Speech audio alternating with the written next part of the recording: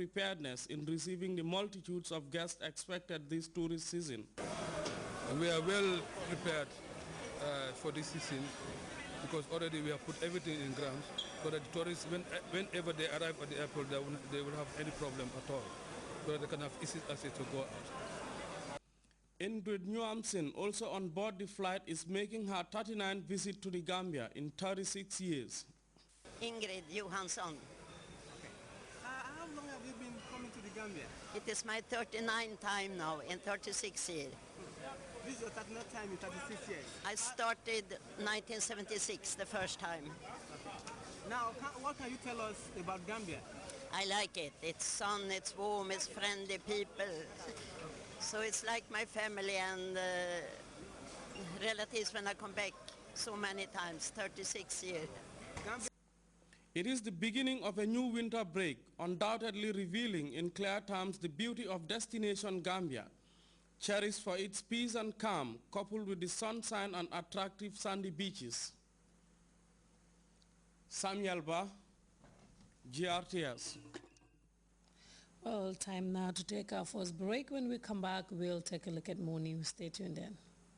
Internet service at the lowest price ever. 3G AfriCell brings you the most affordable 3G internet bundles ever.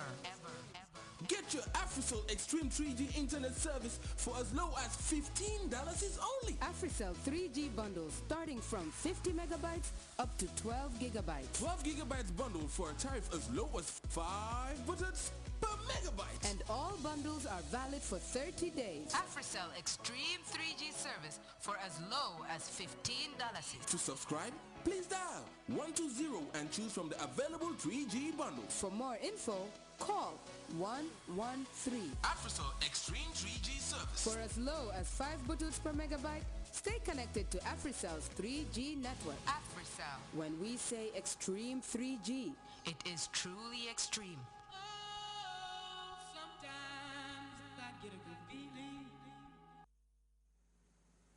Welcome back. Mining companies in South Africa are claiming that they have lost some 900 million euros in the wake of the recent industrial actions that have been crippling the country. The wave of labor disputes have also means less tax revenue for the state, is compelling both the government and employers to step up efforts aimed at ending the strikes. Details in the CFI report. After 7 weeks of strikes which affected most of the mines in South Africa, a series of wage increases were promised, especially in the gold sector. With the rise in the price of gold, workers in gold mines can hope for a wage increase of between 11 and 20%. But things are not looking up in the platinum sector, where strikes continue, particularly in mines that belong to Amplats, the world's top platinum producer. Mining companies are saying they have already lost some 900 million euros in the conflict. This also means less tax revenues for the South African states. Economic growth in South Africa has slowed to just 2.5% this year, held back by both global uncertainty and disruptions to domestic production. Revenue collection is expected to be 5 billion rands less this year than the February estimate.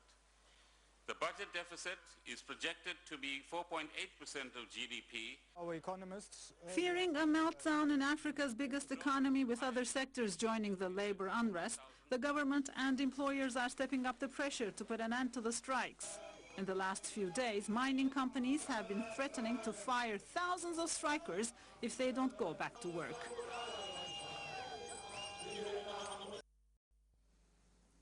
Spanish Coast Guards have announced that they have rescued 17 survivors and they recovered more than a dozen dead bodies of African immigrants traveling by sea from Morocco to Spain. And the chief prosecutor at the International Criminal Court, Fatou Bensouda, has blamed Kenyan authorities for not responding to numerous requests made by her office as part of investigations into the 2007 post-election violence that took place in the East African nation. We have more on those and other stories in this African News Roundup. A group of African immigrants perished as they were traveling by sea from Morocco to Spain Thursday. Spanish Coast Guards at the port of Almeria announced they rescued 17 survivors. They also recuperated 14 dead bodies. The number of fatalities has not been confirmed yet. There were 70 people reported to be on the boat when it set out. This partially burnt-out building is in Medinet Nasra, north of the Egyptian capital, Cairo. According to Egyptian security services, this is where a gunman was killed in a police raid.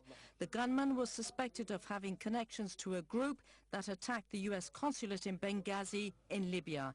The group killed U.S. Ambassador Christopher Stevens and 3 other Americans on the 11th of September last after protests against a blasphemous film. According to police, the gunman killed himself by setting off an explosive device.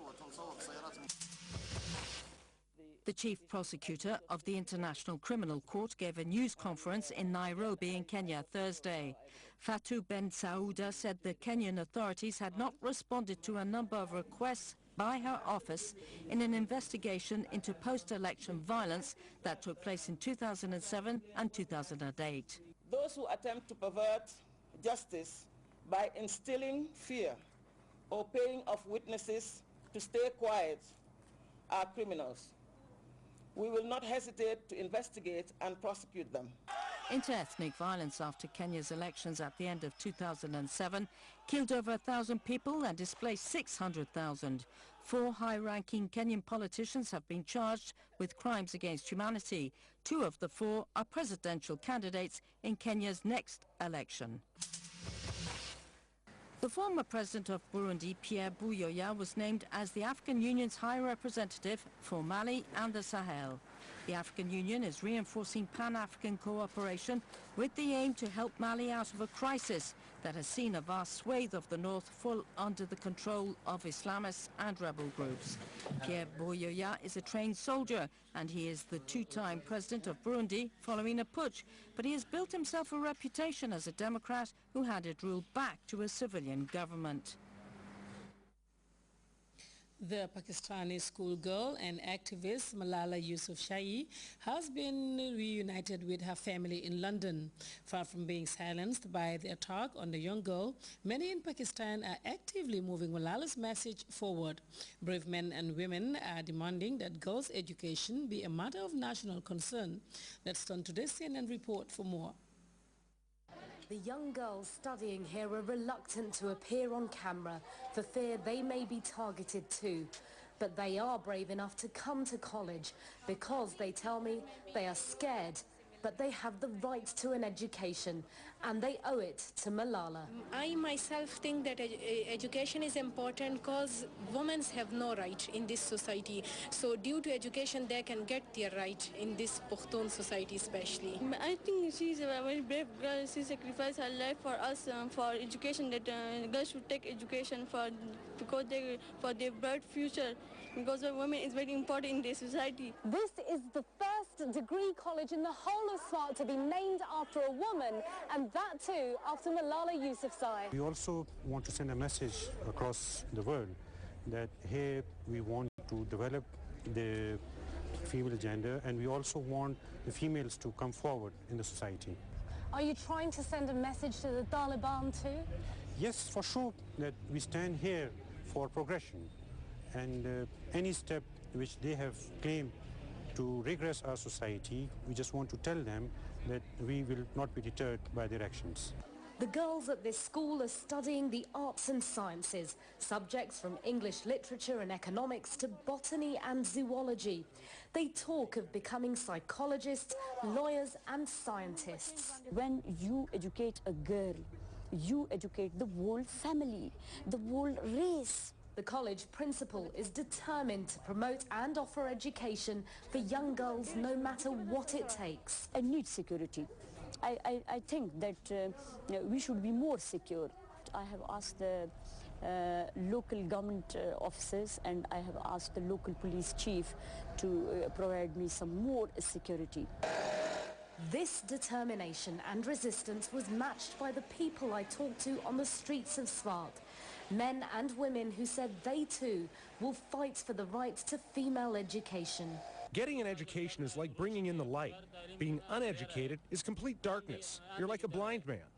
It's important to get an education. I have 4 daughters, and yes, they all study. Without an education, girls and boys are nothing. Renaming the college after Malala Yousafzai will inspire the